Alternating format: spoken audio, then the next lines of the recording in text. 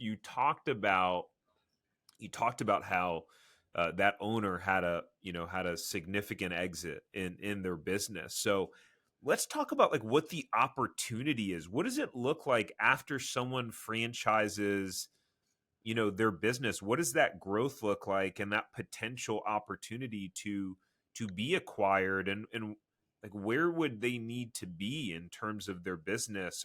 And are these people seeking out groups to acquire them? Does it happen naturally? Like, tell us what your experience has been from your side of the table.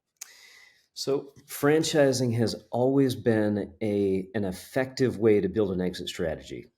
And, we're talking about a lot of the good things of entrepreneurship here. One of the bad things is that a lot of entrepreneurs get stuck in the business. They become the number one employee for the business, and they're kind of stuck in the grind forever. And the reality is, in that scenario, the business isn't worth much. Everybody knows if they buy it and the entrepreneur is running 90% of the job, it's not going to work well when they take it over. And as a result, a typical business that's owner operated might get valued at 2 to 5 times your earnings. So if you're netting $100,000, the maximum value is 500,000. If we're taking that ratio, realistically, it's probably like 300,000, a 3 times multiple. Up until 5 years ago, the typical franchise system valuation was somewhere around 12 or 13 times earnings. So that same business that's proven that it can duplicate, or you've sold franchises, you have other people running the model, they're paying a residual monthly or weekly royalty feedback. Now it's worth more because those agreements transfer and the franchisees transfer with, and it's worth more to a new buyer.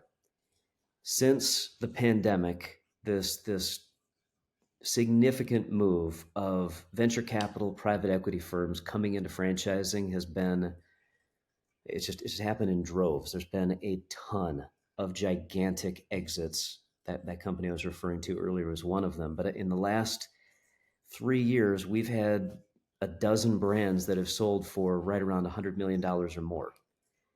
And part of that's driving it. Aggregate or individually? Individually, each one.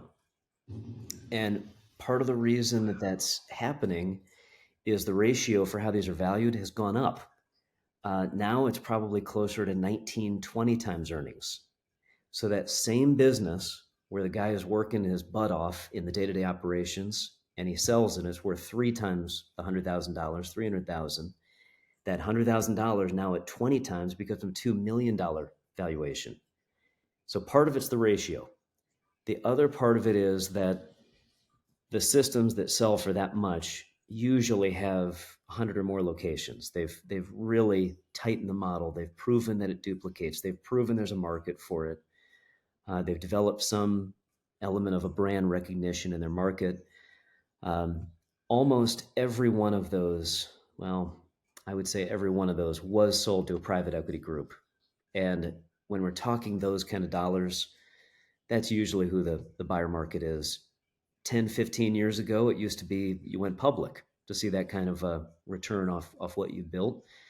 Now the regulations, the cost, all of the filings and things that you have to do to go public, I think selling off to private equity is the better route when you have this sort of a potential exit. If you enjoyed this short clip from the podcast, you can check out another short clip right here. Or if you want to watch the full episode of this podcast, you can watch that here. And remember, knowledge is not power. It's applied knowledge that's power. Take care. Have a great rest of your day.